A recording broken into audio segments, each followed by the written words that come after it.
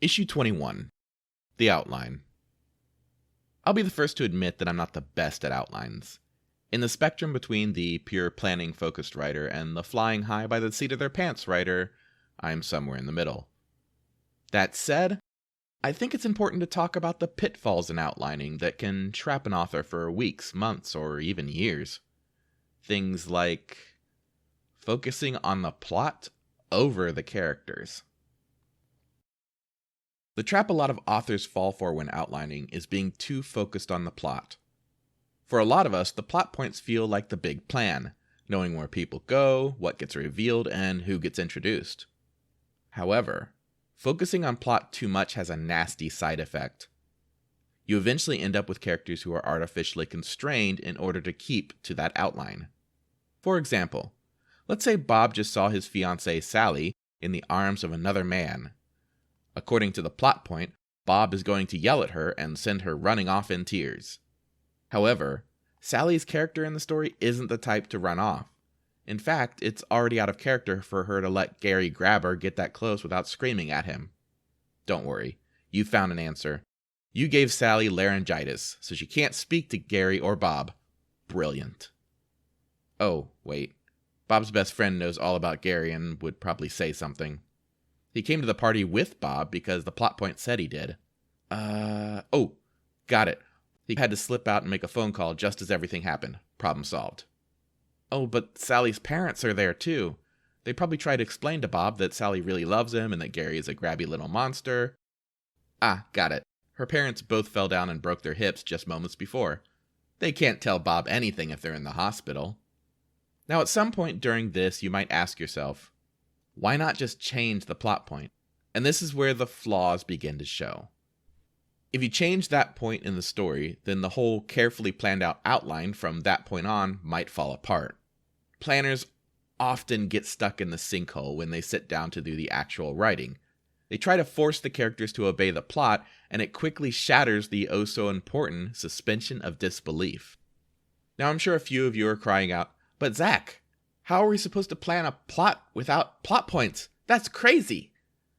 Well, the problem isn't the plot points themselves, but how you are describing them. In the Bob and Sally example, the plot point is about the character taking a specific action in order to show drama.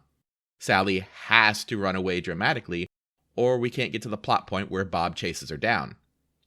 The better way to set that plot point is to shift some of the focus to character emotions. Say Gary grabs Sally as Bob walks in, Bob is hurt by what he sees, and Sally is shocked. Now this seems vague and trite, but that's because it's focused on the basic character feelings over the situation. It doesn't sound interesting on a bullet point because we're not invested yet. But when it comes to the story, having the plot move forward by a timeline of events and believable character emotion gives it flexibility. Now the tension in the scene doesn't have to be locked down to Sally fleeing from the party, but opens up to a variety of reactions based on who Sally and Bob are. But let's say that you do this already. You have a solid, tight beat on who your characters are and have their emotions integrated into your outline, but you're still having trouble getting words on the page. What's the problem? Well, maybe you're just unwilling to change the plan. This is the second biggest pitfall with outlines. You wrote your outline, you sat down, ready to write, but suddenly the story doesn't work the way you planned it.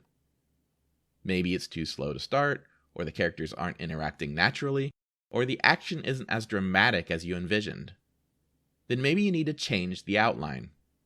Yeah, even after you started writing.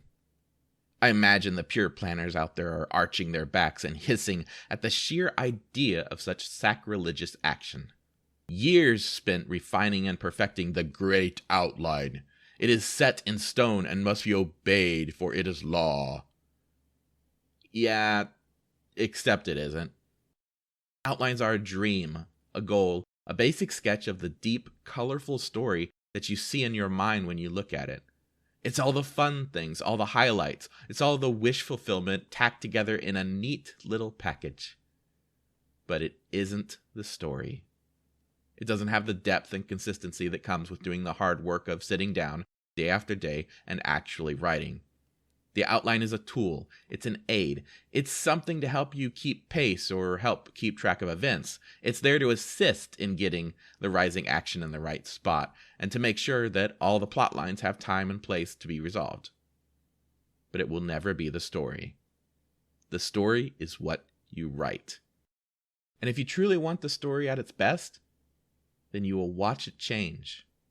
The characters will change it. The pacing will change it. The small personal details that bring it to life will change it.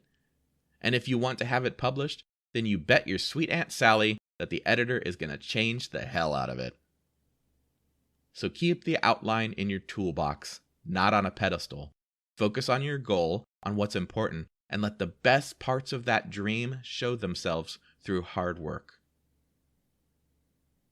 Thanks for listening, and good words to you all.